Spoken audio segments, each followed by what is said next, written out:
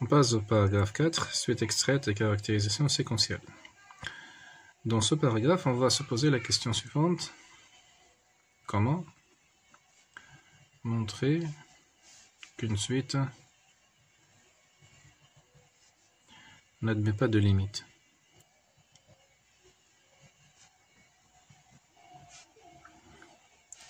Que ce soit fini ou infini. On a vu dans le paragraphe 4, dans le paragraphe 3, comment montrer qu'une suite admet une limite. On a énoncé quelques théorèmes pour étudier la nature des suites. Mais la question, comment montrer une suite n'admet pas de limite, on n'a pas donné un outil performant pour répondre à cette question. En fait, l'utilisation de la définition n'est pas pratique.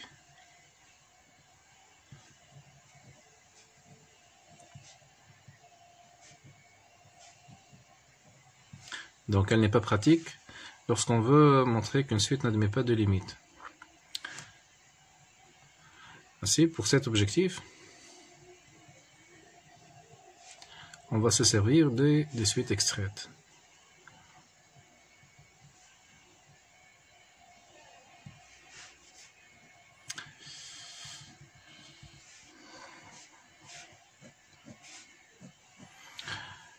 Qu'est-ce que c'est une suite extraite? Donc, je donne la définition. Soit n une suite, et on va prendre une application de n vers n strictement croissante. C'est très important qu'elle soit strictement croissante. Alors la suite U phi de n est dite suite extraite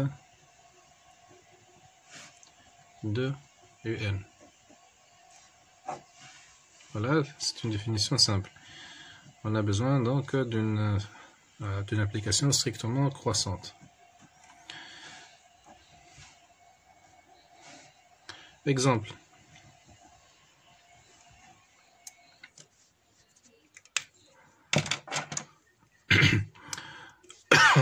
Je prends UN est égal à 1 sur n par exemple, moins 1 puissance n, quel que soit n appartenant à n. Ainsi, je vais prendre une première suite extraite. Je vais définir donc phi 1 de n vers n, qui est tout n associé de n. C'est une application strictement croissante. Donc, à cette application strictement croissante correspond la suite extraite suivante, c'est U de 2n.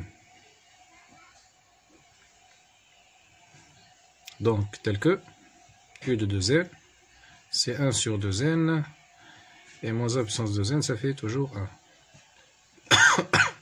Quel que soit n appartenant à n. On peut avoir plusieurs suites extraites d'une seule suite. Si je prends phi 2 par exemple, n associé 2n plus 1, alors on obtient la suite extraite U de 2n plus 1. C'est strictement croissante, telle que, donc quel que soit n appartenant à n, U de 2n plus 1, c'est 1 sur 2n plus 1 et moins 1.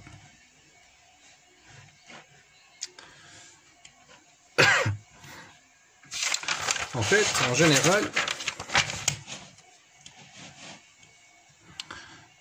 général, si je suppose UN c'est par exemple 1, 5, 2, 3, 4, 10, etc. Donc, je prends un exemple. Donc ça c'est U0, U1, U2, 3, 4, 5, etc. Alors une suite extraite revient à extraire des éléments de la suite mère UN.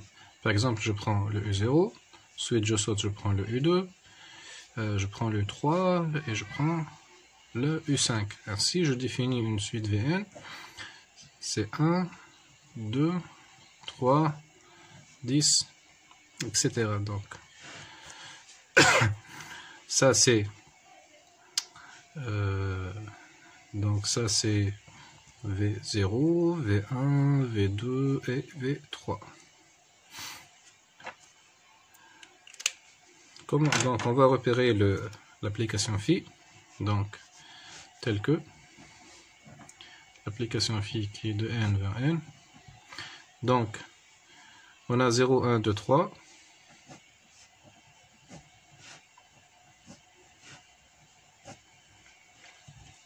Donc à 0, on va associer 0.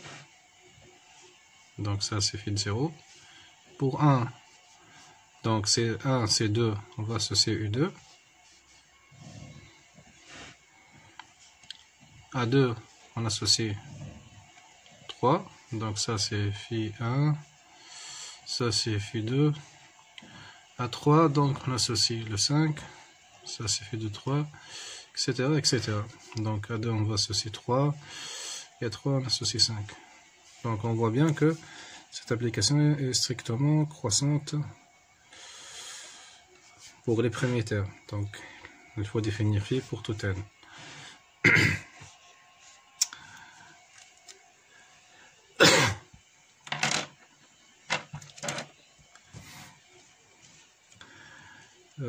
Donc les suites extraites sont utiles. Ceci, on va le voir dans le théorème suivant. Avant donc d'énoncer ce théorème, je donne un lemme utile dans la démonstration. Le lemme dit que si phi de n vers n est strictement croissante, alors pour tout n appartenant à n, phi de n est supérieur ou égal à n.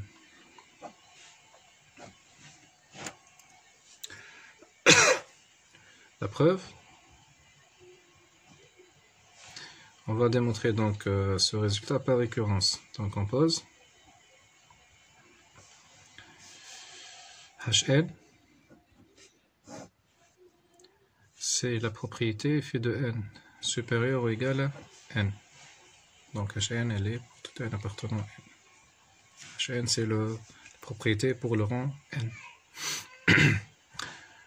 Montrons que H0 est vrai. En fait, phi de 0 appartenant à n par définition, et ceci implique que phi de 0 nécessairement est supérieur ou égal à 0. Donc voilà pourquoi H0 est vrai. Ensuite, on va montrer que, supposer que Hn est vrai, montrons l'application suivante, Hn implique Hn plus 1.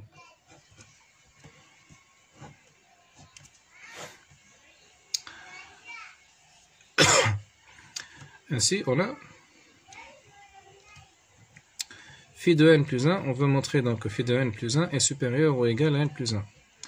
Or, phi de n plus 1 est supérieur ou est strictement supérieur à phi de n.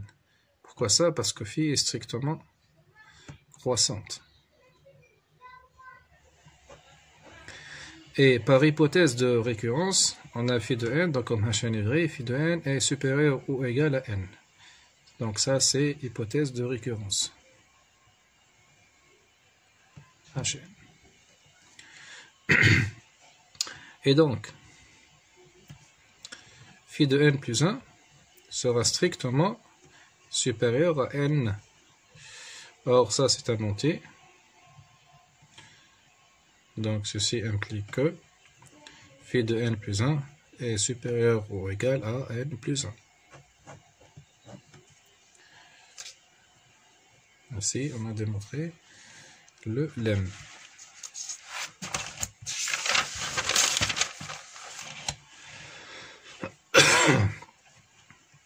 Donc, le théorème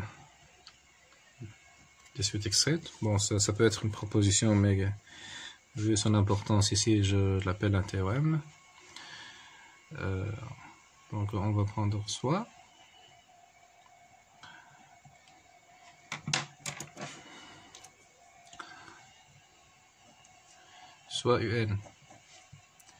un une suite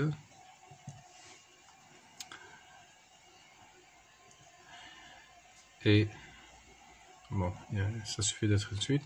Donc si UN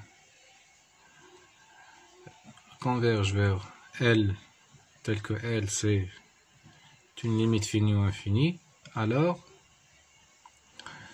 toute suite extraite de UN converge aussi vers L. Donc si la suite est convergente, il faut que toutes les suites extraites convergent vers L.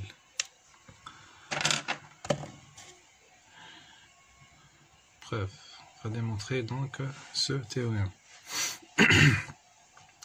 Donc notre hypothèse, on a, par hypothèse, l'hypothèse c'est que UN converge vers L. L appartenant à R bar. On va traiter le premier cas, cas où la limite L appartenant à R. C'est le cas de la limite finie.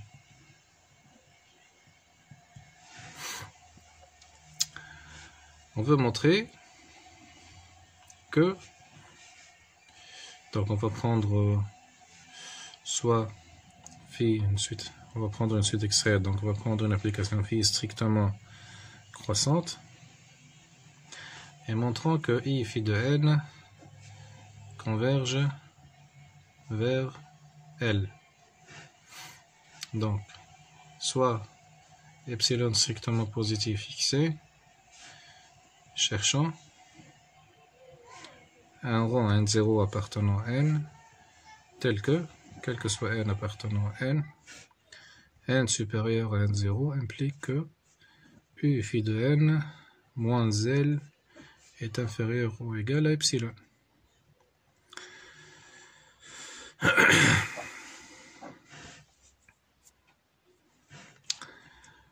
Donc, pour cet epsilon, comme la suite UN converge vers L, comme UN tend vers L, alors ceci implique qu'il existe un rang N0, bon, je vais l'appeler N1 pour le moment, appartenant à N, tel que quel que soit N appartenant à N, N supérieur à N1 implique UN moins L est inférieur à epsilon. Or, d'après le lemme, phi de n est supérieur ou égal à n. Et donc, pour ce rang n1, si on prend n0 égale n1, alors n supérieur à n0 implique que phi de n supérieur aussi à n0. Ceci implique ainsi que U phi de n moins L est inférieur à epsilon. Conclusion, pour cet epsilon fixé, on a trouvé un n0 tel que, ici, quel que soit epsilon strictement positif, il existe un n0 appartenant à n. N supérieur à n0 implique U phi de n moins L inférieur ou égal à epsilon. Donc, ceci équivaut à dire que U phi de n converge vers L. Voilà. Pour le cas de L est égal à plus ou moins l'infini, la démonstration est similaire. Et similaire avec changement près. Donc, il faut juste utiliser que phi de n est supérieur à n. On utilise, je peux laisser ça comme un exercice à faire à la maison.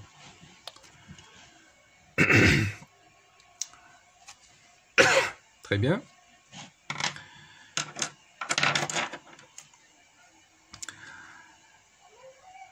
Ainsi, donc, comment utiliser ce théorème? En fait, ce théorème, on utilise plutôt la contraposée de ce théorème. On va donc application.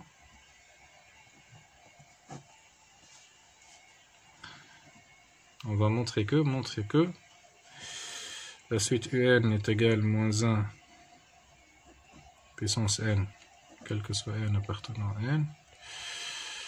Et on va prendre Vn, donc 1, 2, est égal sinus n pour tout n appartenant à n. Donc on va montrer que les suites précédentes n'admettent pas de limite.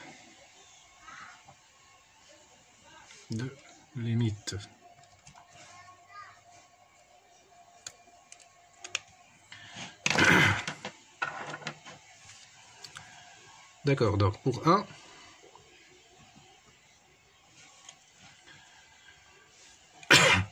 si UN donc converge, il faut que toutes les suites extraites tendent vers la même limite. Donc, on va prendre deux suites extraites de UN qui ne tendent pas vers la même limite. Donc, ici, notre suite UN définie par UN est égal moins 1 puissance n, quel que soit n appartenant à n. On a U de 2n et U de 2n plus 1, deux suites extraites de UN. U de 2n est égal moins 1 puissance 2n est égal à 1. On peut donc dire qu'elle converge vers 1, elle est constante. U de 2n plus 1 est égal moins 1 puissance 2n plus 1 est égal moins 1. Et donc c'est une suite constante, on peut dire qu'elle converge vers moins 1. Ainsi, UN n'admet pas de limite.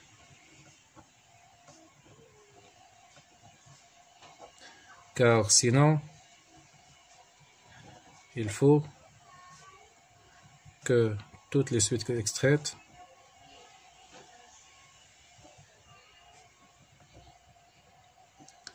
convergent vers la même limite, que ce soit fini ou infini. L'exemple 2, de même,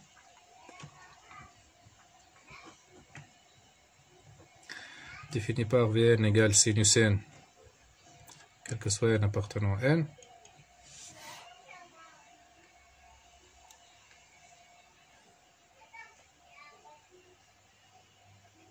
Je vais changer donc un peu cette...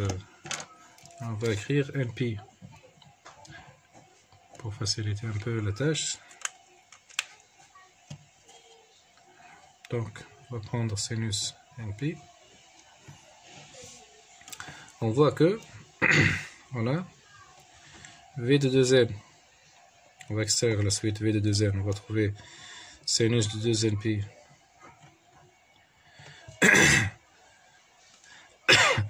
Donc sinus de 2np est égal toujours 2np, ça donne toujours sinus de 0, ça fait toujours 0, quel que soit n appartenant à n. Et V de 2n plus 1, c'est 2n, ça va donner 2np plus pi. Donc, là, il y a un petit problème. Donc, on va voir sinus. Donc, je change.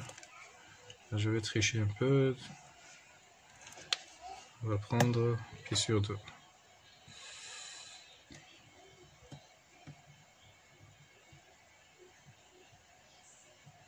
Ok.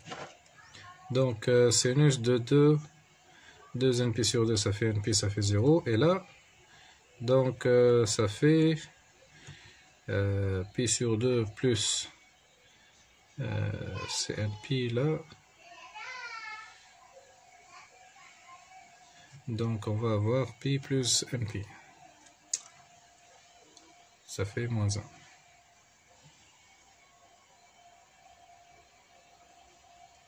Pi sur 2, donc ça fait 1 au moins 1. Et ça dépend du signe.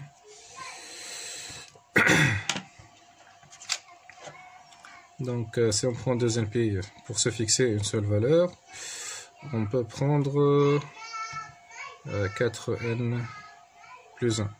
Donc 4n plus 1, on va avoir 4n pi sur 2. Et du coup, on va avoir pi sur 2 plus 2np. Ça fait toujours 1. Donc,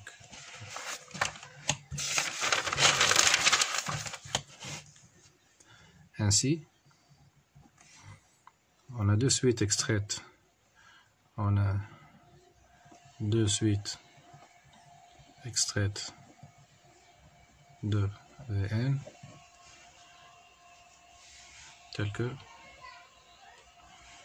V de 2n, ça converge vers 0, et V de 4n plus 1, donc ça converge vers 1. Les limites sont différentes, donc Vn ne peut pas converger. Si, ceci implique que Vn n'admet pas de limite.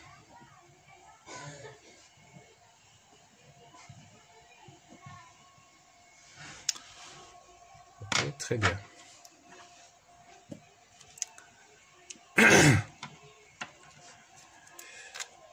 Je donne une remarque.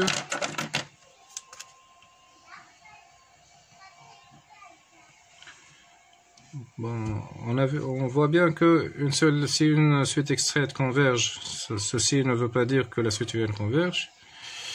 Si une suite de n converge, alors un, donc si u phi de n converge, ceci n'implique pas, je vais donc écrire, si u phi de n, ceci n'implique pas que un converge. Par contre, on a le résultat suivant. Par contre, on a le résultat suivant.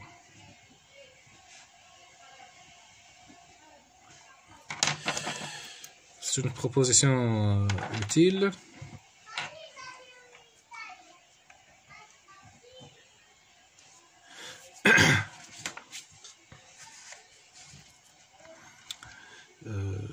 Donc, si U de 2n, alors on va prendre soit UN une suite numérique. Si U de 2n et U de 2n plus 1 convergent vers la même limite, alors UN aussi converge vers la même limite.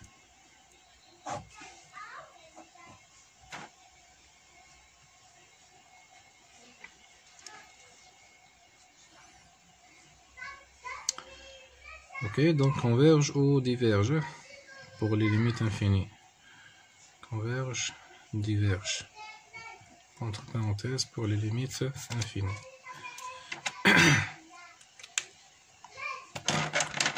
La preuve.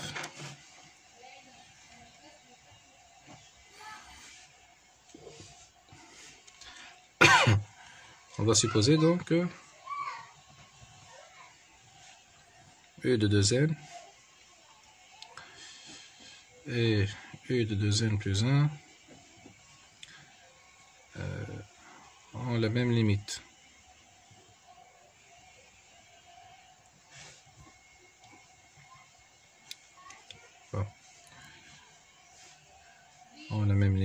appartenant à un verbe. Donc je vais traiter le cas fini.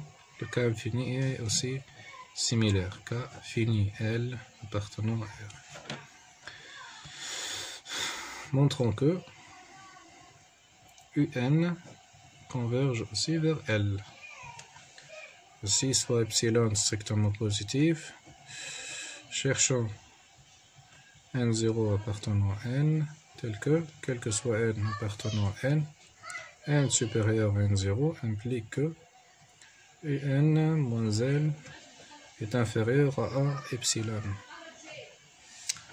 On va trouver ce N0.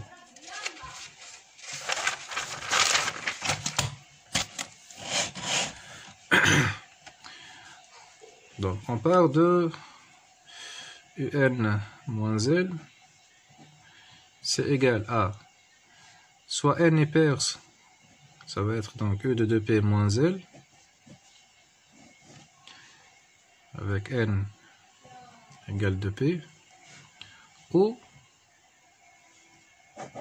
donc, c'est pas E, c'est O, E de 2P plus 1 moins L, c'est N est impair. On voit bien que la suite extraite commence à apparaître ici. Et donc, comme U de 2N tend vers L et U de 2N plus 1 converge aussi vers L, ceci implique que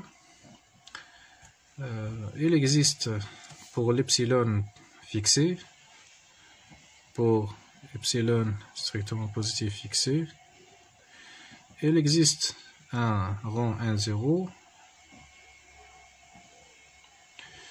donc je vais l'écrire ici, pour epsilon strictement positif fixé, donc on l'a déjà fixé, et il existe un N0 appartenant à N, et il existe aussi un 1 appartenant à N, tel que, donc là je vais fixer un P0 comme je vais utiliser des P et P1, tel que P est supérieur à P0,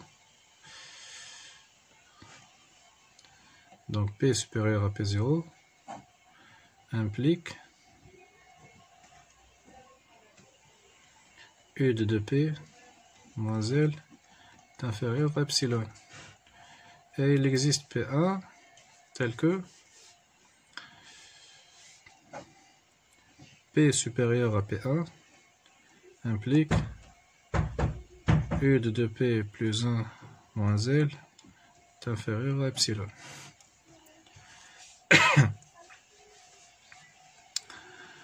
On pose.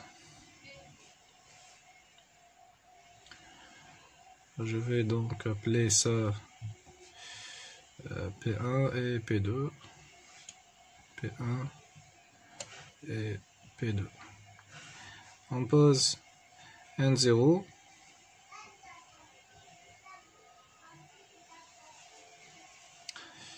C'est le max de 2P1 et le max de 2P2 plus 1. Ainsi, N supérieur à 0 implique. Ainsi, on a deux cas. Soit N est pair, soit N est impair. Si N est pair, si N égale 2P, dans ce cas, N supérieur à 0, donc je vais écrire si N, donc N supérieur à 0 implique que 2P est supérieur à 2P1. Et par suite, P est supérieur à P1. Or, P est supérieur à P1 implique que U de 2P moins L est inférieur ou égal à epsilon. Le deuxième cas, si N est égal à 2P plus 1, alors 2P plus 1 est supérieur, comme N supérieur à 0, Donc 2p plus 1 supérieur à 2p plus 2p2 plus 1. Or ceci implique que p est supérieur à p2 et par conséquence u de 2p plus 1 moins l supérieur à epsilon. Ainsi, si j'appelle ça 1 et 2, de 1 et 2, on obtient n supérieur à n0 implique que un moins l est inférieur à epsilon, car un moins l est soit égal à u de p plus moins l, soit u de p plus 1 moins l. Ainsi, le rang qu'on cherche, c'est n0 qui est égal max de 2p1 2p2 plus 1.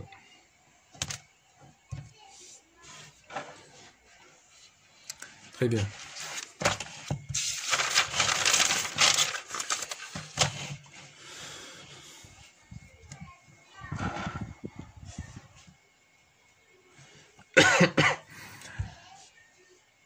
Donc, si u de 2n et u de 2n plus 1 convergent vers les limites, on peut déduire que u de n converge vers L. Ceci n'est pas le seul cas. En fait, je donne ça comme un exercice. Montrer que si u de 3n, u de 3n plus 1 et u de 3n plus 2 convergent tous vers L appartenant à R bar, alors la suite UN converge vers L. Ok, donc ces trois suites sont des suites extraites de UN.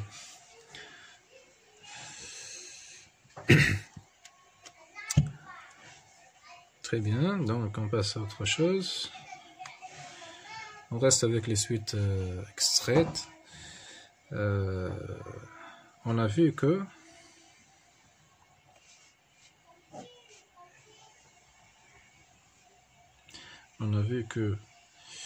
CUN est convergente, alors elle est bornée.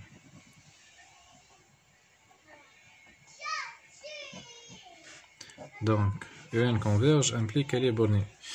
La réciproque est fausse.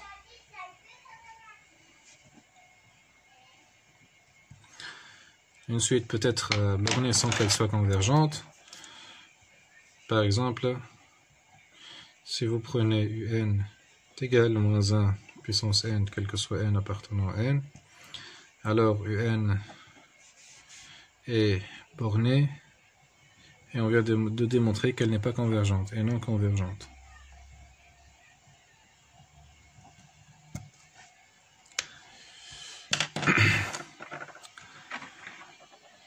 En fait, la réciproque est fausse, mais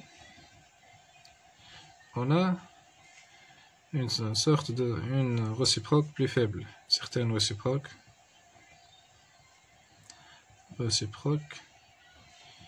plus faibles. Qu'est-ce que cela veut dire? En fait, ceci nous amène au théorème de Bolzano-Weierstrass.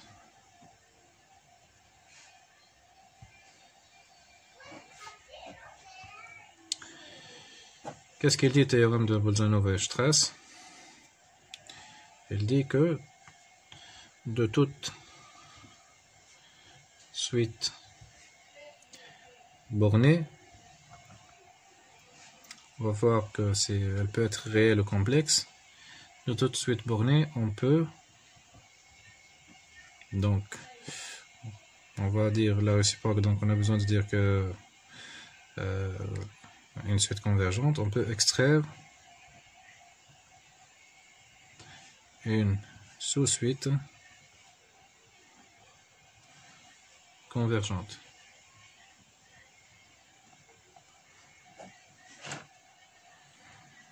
de toute suite bornée, on peut extraire une sous-suite convergente.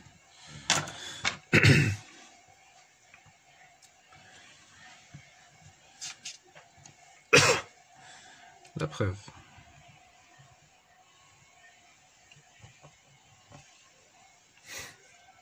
Donc, on prend soit UN, une suite bornée.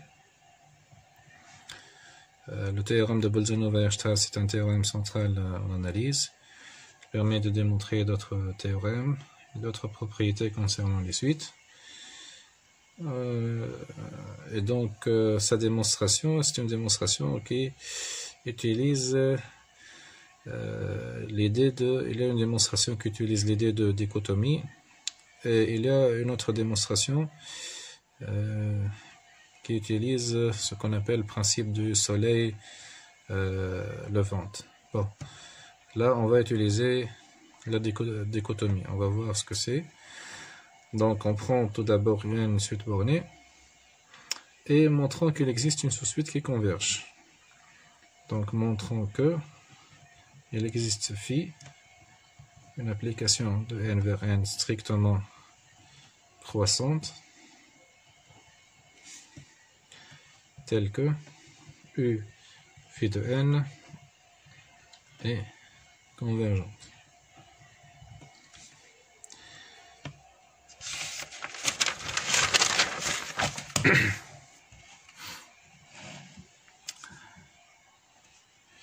Et donc, UN borné, ceci implique qu'il existe un M et un grand M appartenant à R, tel que,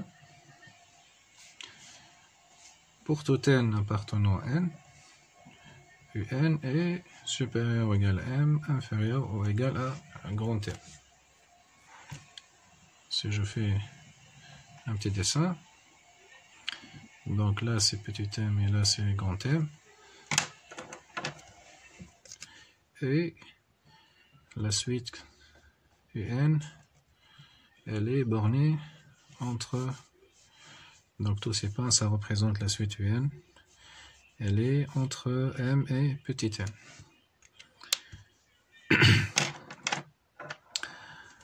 L'idée donc de la démonstration est la suivante.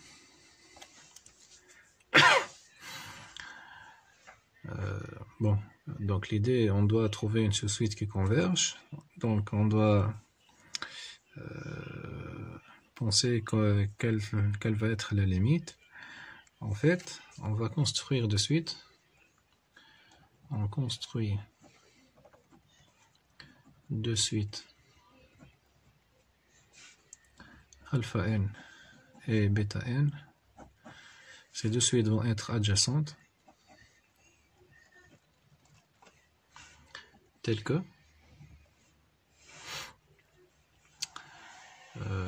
quel que soit n appartenant à n, U phi de n sera entre alpha n et bêta n. Donc, bien sûr, on doit construire aussi phi. Donc, on va construire de suite alpha n et bêta n adjacentes, quel que soit n. U phi de n sera entre alpha n et bêta n, avec phi, elle est de n vers n, une application strictement croissante.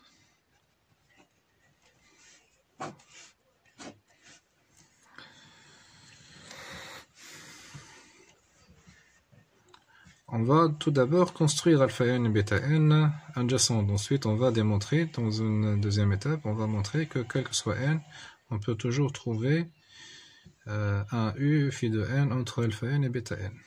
Donc la première étape,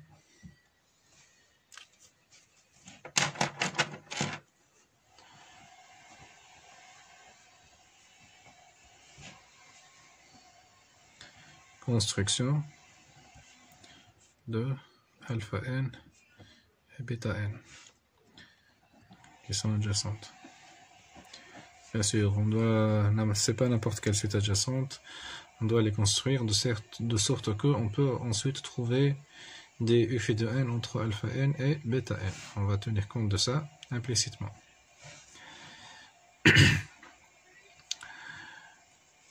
En fait, donc on va utiliser la dichotomie et le principe de suivre la foule. Suivre la foule.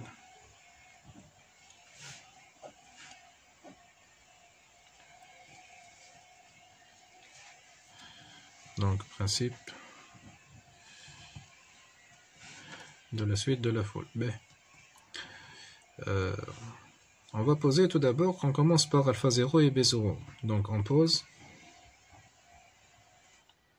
alpha 0 égale petit m. Donc, on va poser ça, c'est alpha 0. Et ça, c'est bêta 0. Donc, on va poser alpha 0 égale petit m. Et bêta 0 égale grand M tout d'abord.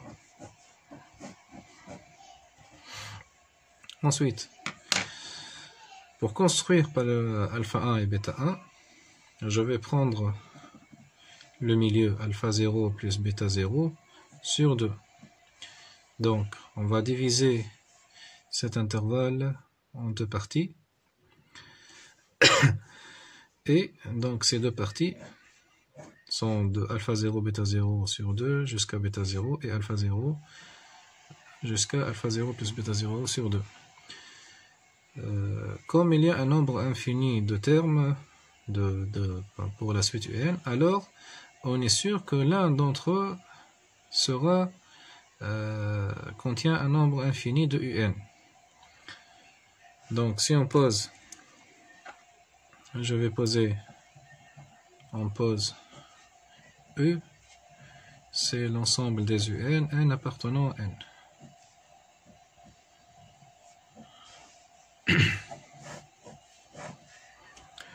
Ainsi, pour construire, qu'est-ce qu'on va faire?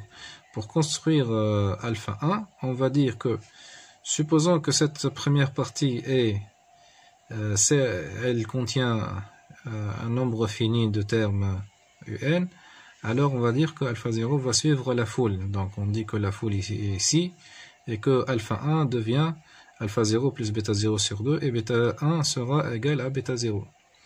Sinon, si cet intervalle contient un nombre fini de termes UN, alors nécessairement cet intervalle contient un nombre infini, car sinon on aura un nombre fini de termes entre m et moins m, ce qui contredit le fait que la suite contient un nombre infini de termes.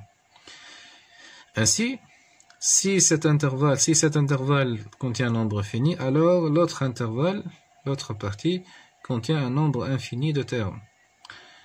Et donc, alpha 1 restera égal à alpha 0, et bêta 0 va suivre la foule, bêta 1 sera égal à alpha 0 plus bêta 0 sur 2. Donc ceci, on va à chaque fois faire la même construction. Donc on a démarré avec alpha 0 égale m et bêta 0 égale grand M. On va écrire, quel que soit n appartenant à n, alpha n plus 1 sera égal à, donc alpha n plus 1 sera égal à alpha n plus bêta n sur 2 et bêta n plus 1 sera égal à bêta n. Donc ici c'est alpha n qui va suivre la foule.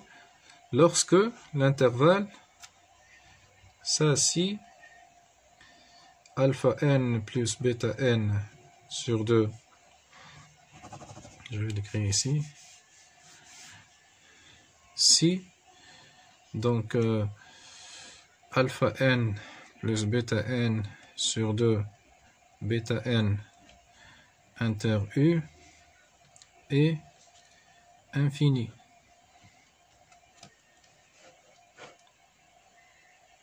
Ok. Sinon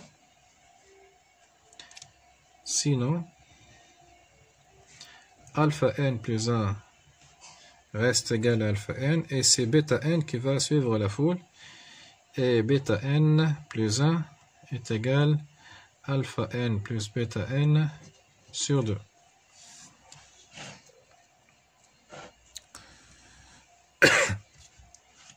Donc je répète la construction.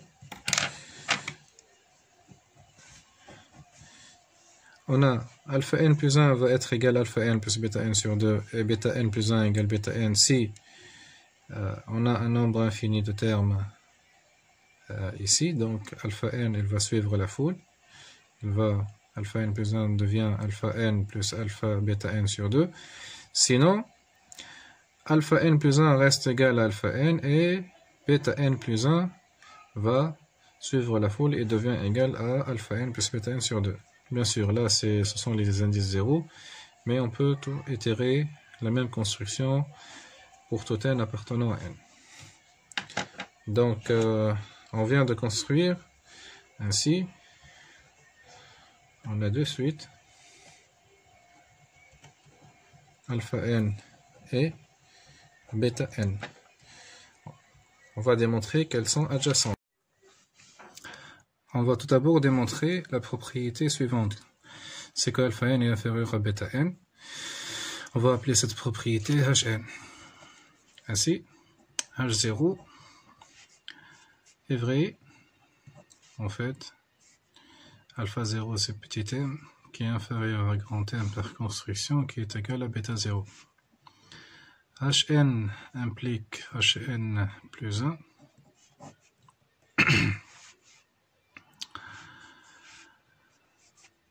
En fait, si on fait un petit dessin, donc alpha n, on a supposé par récurrence que alpha n est plus petit que bêta n. On place le milieu, c'est alpha n plus bêta n sur 2. Et alpha n plus 1, il est égal à soit alpha n, soit il est égal à alpha n plus bêta n sur 2. De même, bêta n plus 1, elle est égale à soit bêta n, soit alpha n plus bêta n sur 2.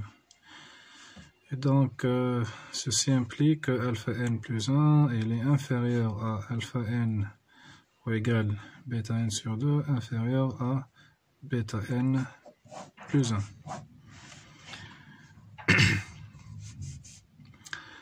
On va démontrer maintenant que alpha n est croissante.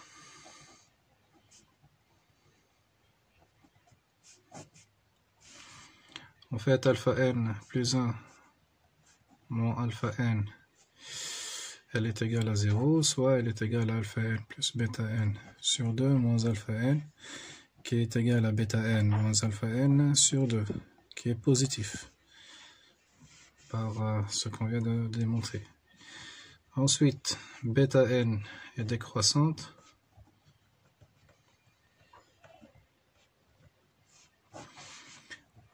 Donc, de même, bêta n moins bêta n est égal soit 0, soit c'est alpha n plus bêta n sur 2 moins bêta n. Et donc, c'est alpha n moins bêta n sur 2 qui est négatif. Ainsi, bêta n est décroissante.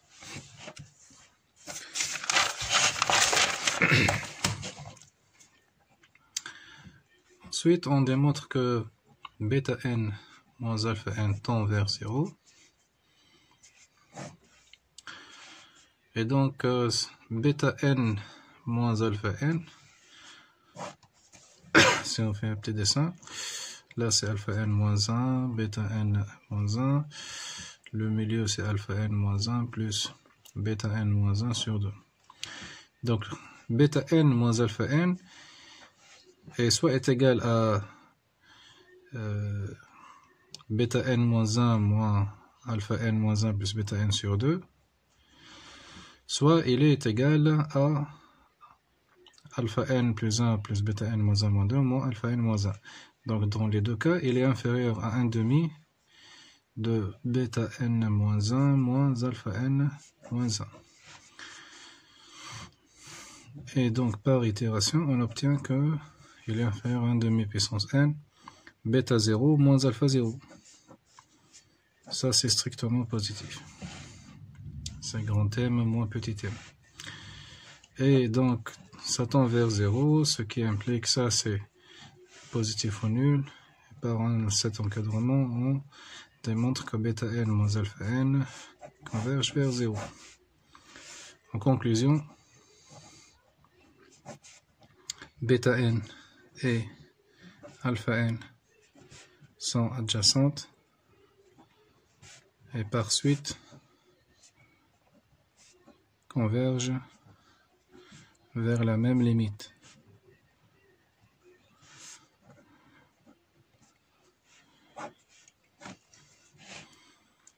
Très bien.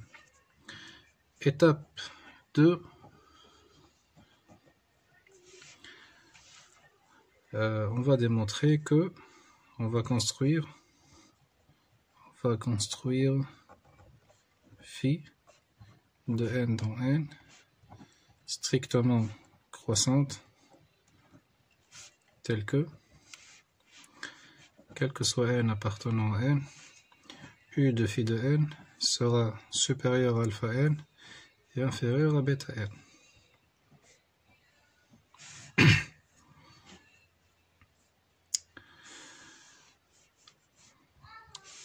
On va donc définir, on va passer phi de 0 égale à 0. On a bien u de 0, il est entre alpha 0 et bêta 0. Pourquoi? Parce que bêta 0 c'est grand M et alpha 0 c'est petit m. Et tous les termes de la suite sont entre petit m et grand M. On va construire donc u phi de n récursivement. Donc supposons que u phi de n est construite, on va construire pour tout n appartenant à n.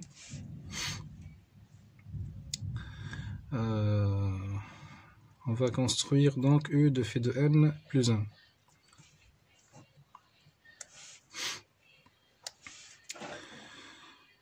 Donc on a, je vais faire un petit dessin, alpha n, bêta n. Et là c'est alpha n plus bêta n sur 2.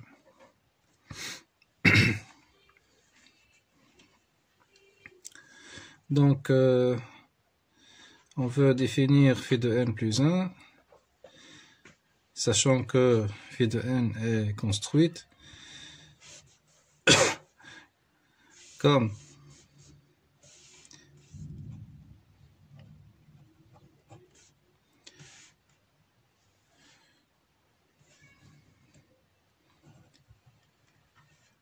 alpha n plus 1, bêta n plus 1,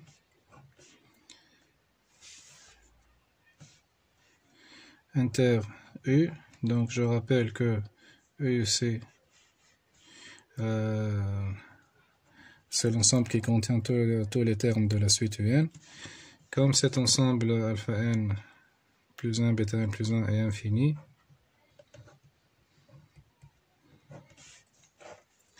alors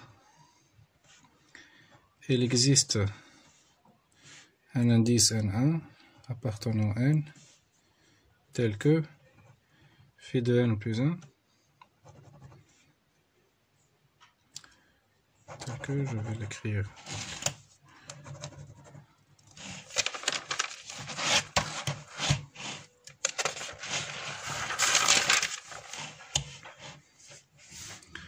Donc pour tout n appartenant à n, donc voici alpha n, bêta n, alpha n plus bêta n sur 2. Donc on a dit comme alpha n plus 1, bêta n plus 1, inter u est infini.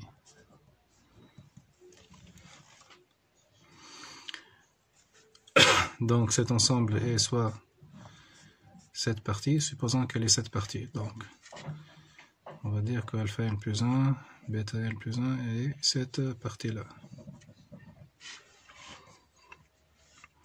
Donc comme elle contient un ensemble infini de termes de un, ainsi, il existe, on est sûr qu'il existera un indice n appartenant à n, tel que un tel que N1 soit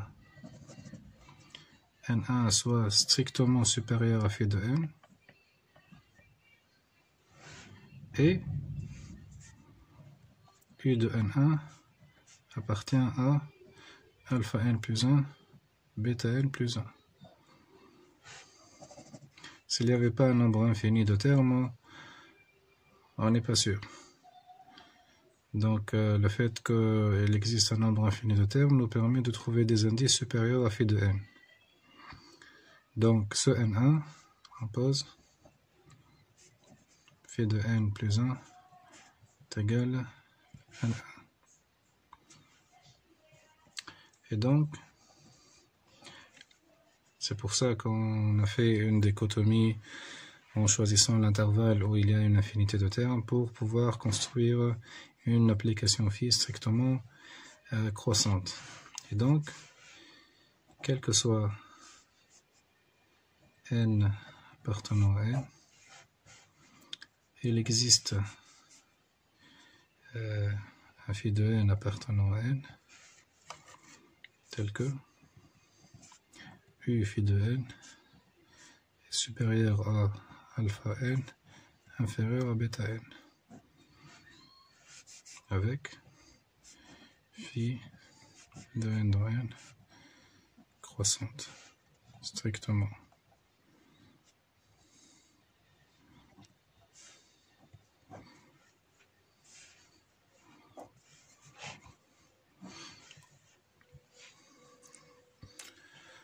Donc voilà, on a démontré le théorème de Bolzano-Weierstrass. Donc en conclusion,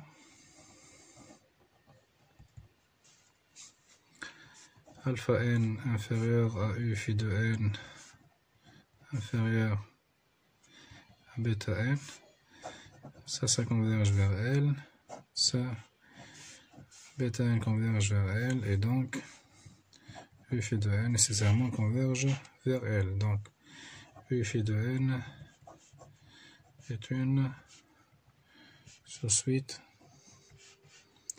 de UN. C'est une sous-suite convergente de UN.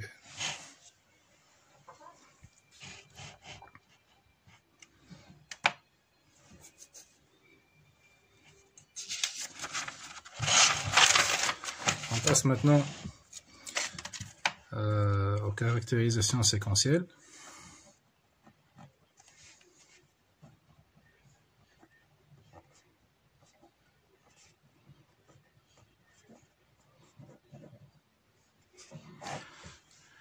En fait, on va caractériser la borne sup et la borne inf, la densité, aussi la continuité. Je vais anticiper le résultat, celui qui concerne la continuité, à l'aide des suites, en termes de suites.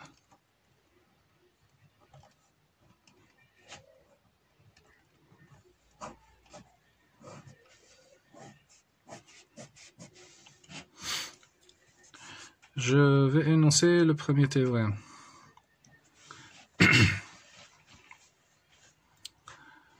Donc, soit A, une partie de R non vide et majorée.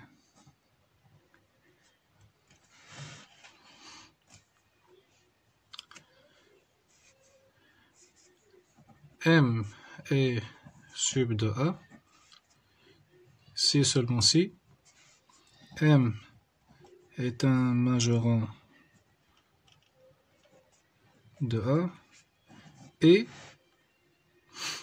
il existe une suite UN de A, il existe une suite UN d'éléments appartenant à A, telle que cette suite converge vers M.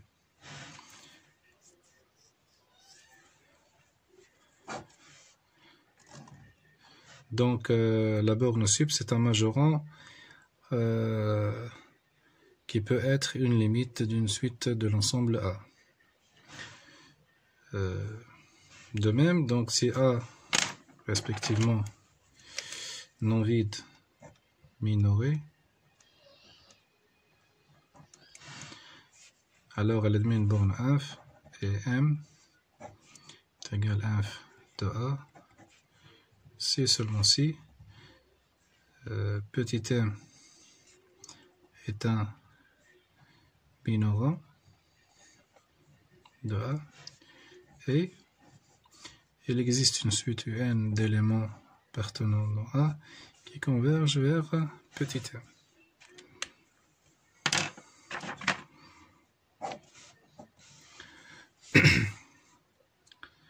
La preuve.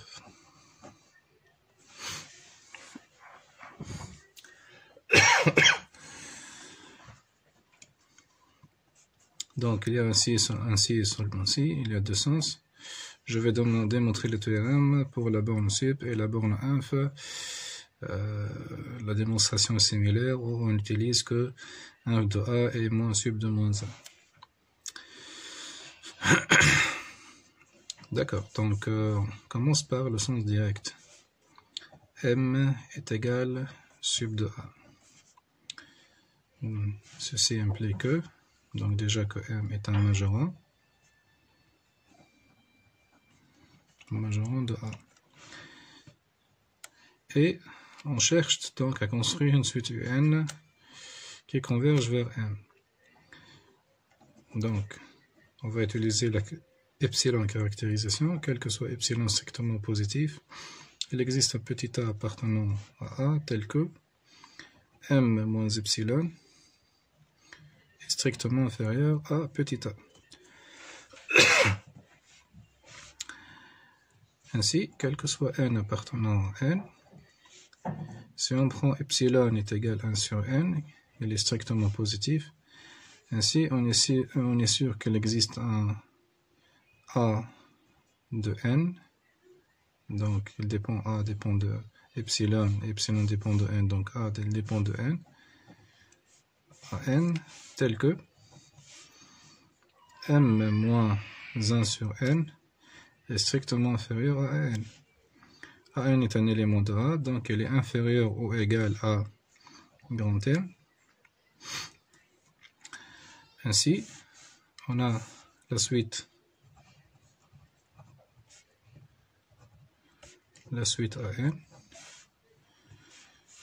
Donc M, ça converge vers M. Ça, on peut l'avoir comme une suite constante, ça converge vers M. Et donc AN, la suite AN converge vers la suite AN d'éléments de A converge vers M. Le sens réciproquement, supposons que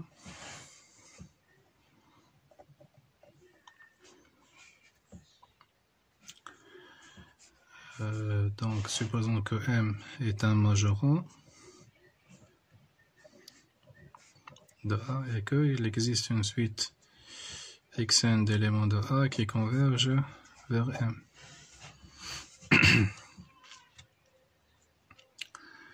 Ainsi montrant que M est un majorant de A.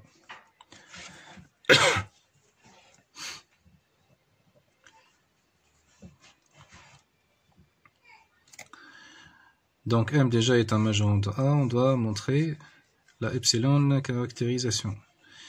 Dire que xn converge vers A, ceci implique que, quel que soit epsilon strictement positif, il existe un n0 appartenant à n, tel que n supérieur à n0 implique xn moins m est inférieur à epsilon. Ceci implique que xn est supérieur à m moins epsilon.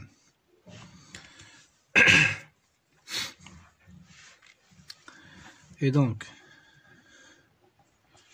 qu'est-ce qu'on a montré? On a montré que quel que soit epsilon strictement positif, il existe un n0, c'est-à-dire qu'il existe un xn0, quel que soit n supérieur à 0, xn supérieur à 1 moins epsilon, il suffit de prendre n égale à n0.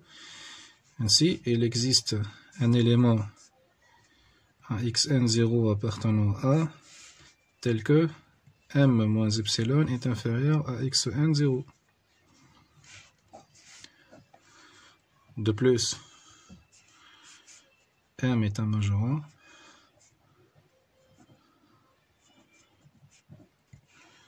Ceci donc implique que m c'est la borne sup de A, tout simplement.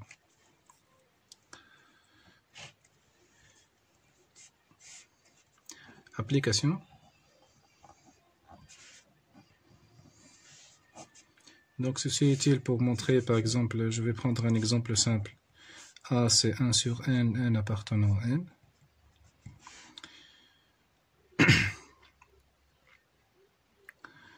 Bon, on sait que 1 sur n est une suite décroissante. On sait que 0 est un minorant de A. De plus, 1 sur n, c'est un élément de A, c'est une suite qui converge vers 0. Ceci implique que 0 est égal à la borne inf de A.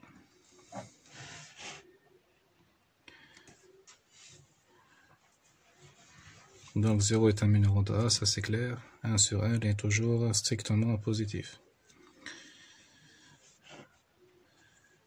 Théorème 2. On voit donc la caractérisation séquentielle de la densité.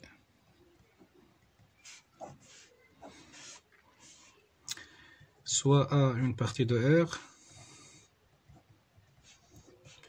J'ai donné dans ce théorème dans la partie de la densité au chapitre ensemble de nombres. Je vais le redonner ici et le démontrer. Donc A est une partie de R. A est dense dans R. Si seulement si. Donc si seulement si, quel que soit x appartenant à R, il existe une suite xn d'éléments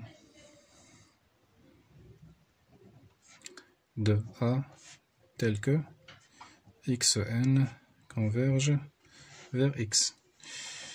Peut-être il serait bien de la noter à n pour dire qu'elle appartient à A.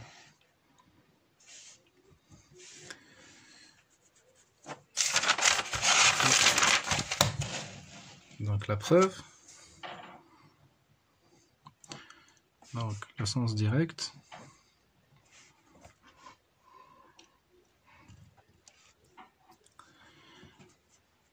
A est dense dans R. Ainsi ceci se traduit équivaut à dire que quel que soit x strictement inférieur à y appartenant à R, il existe un élément A de A tel que A il est entre x et y.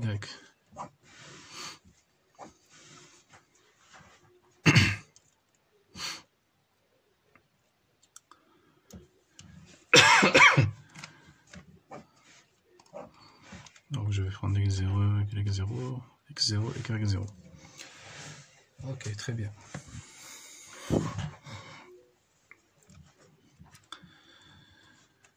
On va montrer, donc on va prendre soit x un réel. Et on va cherchant une suite qui converge vers x d'éléments de A. Donc 3 cherchant AN une suite de A telle que AN converge vers X.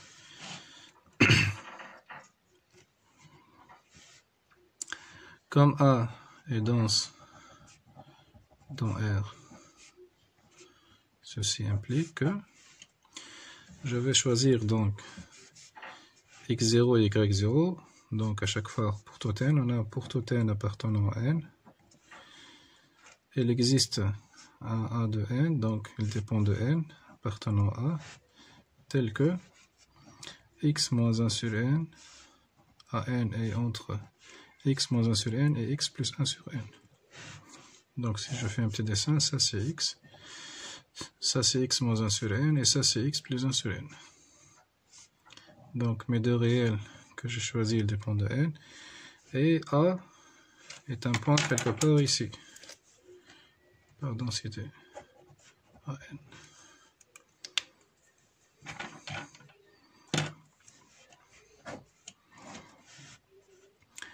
Or xn converge vers x et x plus 1 sur n converge vers x moins 1 sur n converge vers x et x plus 1 sur n converge vers x. Par encadrement,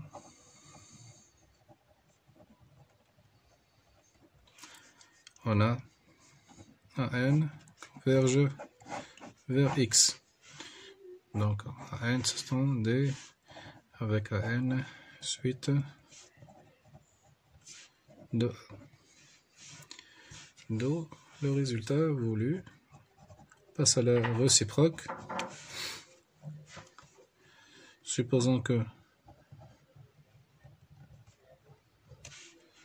quel que soit x appartenant à R, il existe une suite d'éléments de A qui convergent vers x. On va montrer que A est dense dans R. Donc, soit x0 inférieur à y0 appartenant à R. Je fais ce dessin, x0, y0. Donc, je vais noter cette distance, c'est epsilon. On va montrer qu'il existe un élément entre x0 et y0 appartenant à A. Je vais prendre le milieu, x0 plus y0 sur 2.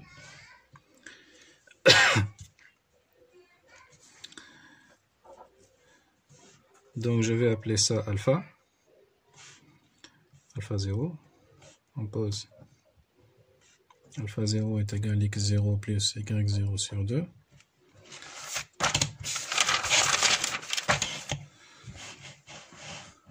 Donc, par hypothèse,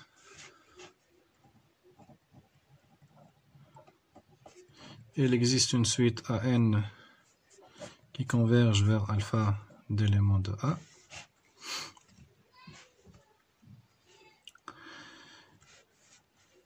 Et donc, il existe pour, comme la distance entre x0 et y0, on a dit que c'est epsilon, on a dit que là c'est alpha, on va prendre une distance plus petite. Donc je vais prendre par exemple epsilon sur 4. Donc pour epsilon prime est égal à epsilon sur 4, il existe un n0 appartenant à n tel que pour tout n appartenant à n supérieur à n0 implique que an moins alpha est inférieur à epsilon sur 4. Donc ceci implique que an il est entre alpha plus epsilon sur 4 est supérieur à alpha moins epsilon sur 4. Donc ceci implique que an alpha plus epsilon sur 4, c'est cette borne, elle est inférieure à alpha plus epsilon qui est égal à y0 et c'est supérieur à alpha moins epsilon qui est égal à x0. Ça c'est un élément de A. Ainsi, A est dense dans R.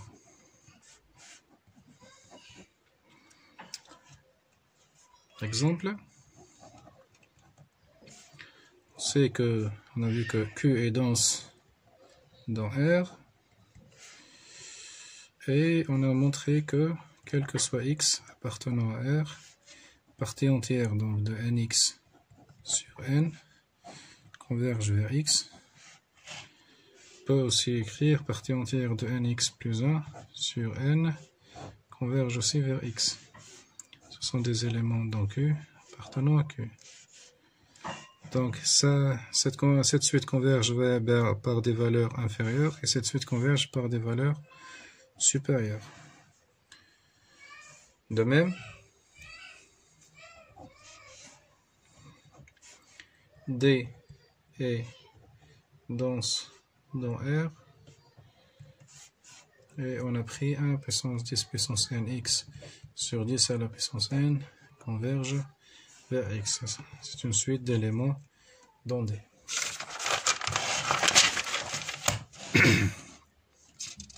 Enfin, le dernier théorème.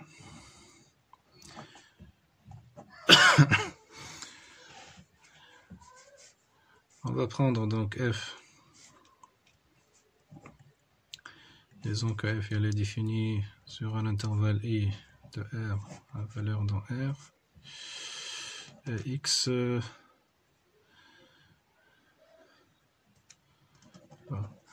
on va prendre f continu sur i. Continu sur i.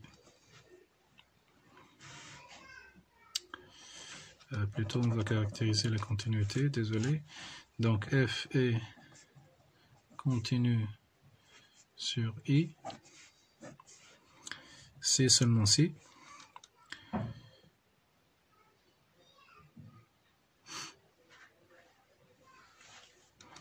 pour tout x appartenant à i, si donc dire que xn converge vers x implique f de xn converge vers f de x.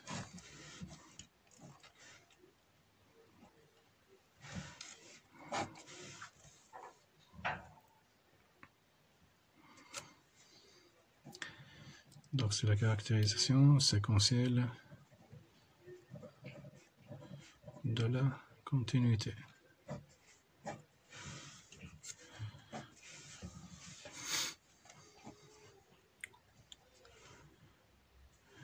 On peut la caractériser aussi point par point. Bon, la preuve, on va la voir. On a besoin de la définition de la continuité pour des fonctions à variables réelles. Et ceci, on va le voir dans le chapitre de continuité. Voilà, on a terminé ce paragraphe. Le paragraphe suivant sera donc une brève extension suite complexe. Ensuite, on va voir les suites récurrentes. Merci.